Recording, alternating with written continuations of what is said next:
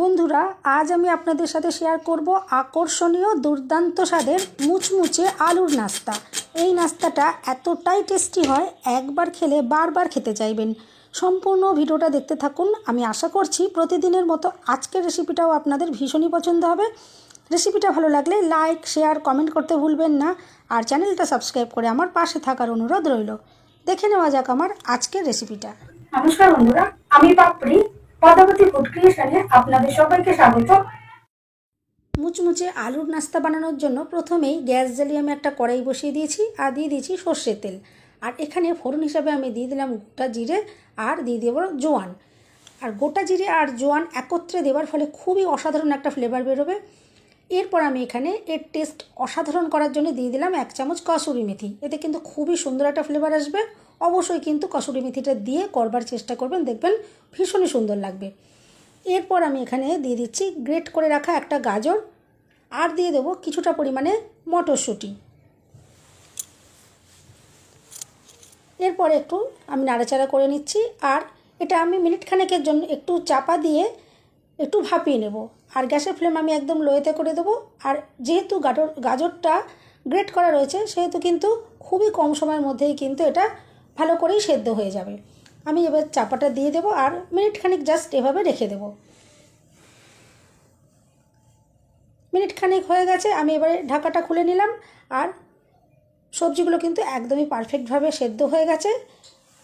এরপর আমি এখানে দিয়ে দিচ্ছি একটা কুচনো পেঁয়াজ। আর যে সকল বন্ধুরা পেঁয়াজ পছন্দ করেন না বা নিরামিষ খান বা নিরামিষভাবে করতে চাইবেন তখন কিন্তু পেঁয়াজটা এখানটা নাও দিতে পারেন।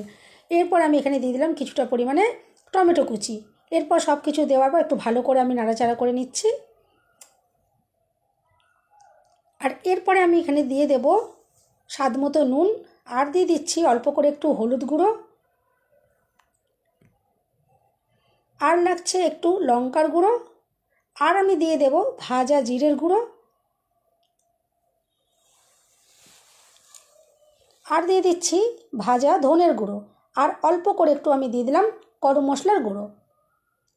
এরপর একটু নাড়াচাড়া করে নিচ্ছি আর ভালো করে এভাবেই নাড়াচাড়া করে একটা পুর রেডি করে নিতে হবে। আর গ্যাসের ফ্লেমটা কিন্তু এই সময় লোয়েতে রেখেই এই পুরটাকে রেডি করে নেবেন, কারণ যেহেতু সব কিছু খুবই তো শুকনো, নষ্ট হয়ে যেতে পারে বা কড়াইতে লেগে যেতে পারে, সেই জন্য গ্যাসের ফ্লেমটা লোয়েতে রেখেই এভাবে করে আমি পুরটা রেডি করে নিলাম। আর বন্ধুরা, এই পুরটা কিন্তু খুবই অসাধারণ আর এই রেসিপিটা ভীষণই অসাধারণ। অবশ্যই একবার আপনারা বাড়িতে ট্রাই করবেন। এরপর আমি এখানে দিয়ে দিলাম খুবই সামান্য পরিমাণে চিনি। আর এটা কিন্তু কোনো রকম মিষ্টি হবে না, একটা ব্যালেন্স আসবে। এভাবে দেখুন আমি রেডি করলাম। আর এরপর আমি এখানে দিয়ে দিচ্ছি দুটো আলু আমি সেদ্ধ করে রেখেছিলাম, আমি একটু হাতে ভেঙে ভেঙে এভাবে দিয়ে দিয়েছি। এই রেসিপিটার জন্য কিন্তু আলুটাকে সেদ্ধ করে ম্যাশ করবার কোনো দরকার নেই, আমি সেদ্ধ করে একটু হাতে এভাবে ভেঙে ভেঙে দিয়ে দিয়েছি। আর দিয়ে দিলাম আলুর আন্দাজ মতন। এরপর আমি নুনটা দিয়ে দিলাম, আগে যেহেতু নুন দেওয়া ছিল। আর এরপরে একটু বড় টুকরো যদি রয়ে যায় সেগুলোকে একটু এভাবে খুন্তি দিয়ে আমি ভেঙে ভেঙে দিয়ে দিচ্ছি। আর এরপর এভাবেই নাড়াচাড়া করে আমি পুরটাকে একদম রেডি করে নেব। আর পুরটা কিন্তু খুবই অসাধারণ। এভাবে দেখুন আমি নাড়াচাড়া করে নিচ্ছি। আর গ্যাসের ফ্লেম কিন্তু কোনো মতেই বাড়াবেন না, গ্যাসের ফ্লেম কিন্তু লোয়েতে রেখেই এভাবে পুরটাকে আমি রেডি করে নেব। একঘেয়ে সকালে জলখাবারে রুটি, লুচি, পরোটা না খেয়ে মুখের স্বাদ বদলের জন্য আপনারা কিন্তু এই রেসিপিটা অবশ্যই ট্রাই করতে পারেন, দেখবেন ভীষণই ভালো লাগবে। পুরটা দেখুন একদমই রেডি হয়ে গেছে। আমি এরপর নামিয়ে নিয়েছি আর গ্যাস জ্বালিয়ে আমি একটা কড়াই বসিয়ে দিয়েছি। আর এতে আমি দিয়ে দিচ্ছি 2 বাটি জল। এখানে কিন্তু মাপগুলো একটু আপনারা খেয়াল রাখবেন। আমি এখানে প্রথমেই 2 বাটি জল দিয়ে দিচ্ছি আর দিয়ে দেবো একটু স্বাদ মতো নুন। আর এরপরে জলটাকে খুব ভালো করে ফুটিয়ে নিতে হবে। এরপর আমি ওয়েট করব জলটা যতক্ষণ না ফুটছে। জলটা দেখুন সুন্দরভাবে ফুটে গেছে। এরপর আমি এখানে দিয়ে দেব 1 চামচ কসুরি মেথি আর দিয়ে দেব 1 চামচ চিলি ফ্লেক্স। চিলি ফ্লেক্সের বদলে আপনারা কিন্তু এখানে লঙ্কার গুঁড়োও দিতে পারেন বা কাঁচা লঙ্কার কুচি করেও দিতে পারেন। এরপর আমি দিয়ে দিলাম 2 চামচ সাদা তেল। অবশ্যই কিন্তু ওই তেলটা দেবেন। আর এরপরে আমি যেই বাটি মেপে 2 বাটি জল দিয়েছি ওই বাটিরই 1 বাটি আমি এখানে দিয়ে দিলাম সুজি। আর এরপরে একটা সফট ডো আমি এখান থেকে রেডি করে নেব। আর গ্যাসের ফ্লেমটা লো করে দিয়েছি আর লো অবস্থাতে রেখে এভাবে নাড়াচাড়া করে একটা ডো রেডি করে নিতে হবে। আর ডোটা কিন্তু শক্ত করে রেডি করলে চলবে না, ডোটা একটু নরম নরম রেখে রেডি করে নিতে হবে। তাহলে কিন্তু যেই রেসিপিটা আমি তৈরি করব নাস্তাগুলো কিন্তু খুব পারফেক্টভাবে একদম রেডি হবে। এভাবে দেখুন ডোটা মোটামুটি রেডি হয়ে গেছে। এরপর আমি এটা চাপা দিয়ে রেখে দেবো 5 মিনিটের জন্য। এর থেকে আর শক্ত করার দরকার নেই, এভাবেই রেখে আমি 5 মিনিট চাপা দিয়ে রেখে দেবো। এভাবে একটা চাপা দিয়ে দিলাম আর 5 মিনিট ওয়েট করেছি। 5 মিনিট পর আমি একটা থালার ভেতরে নামিয়ে নিয়েছি। আর এরপরে একটু গরম ভাবটা যখন কমে যাবে তখন আমি ভালো করে মেখে নেব।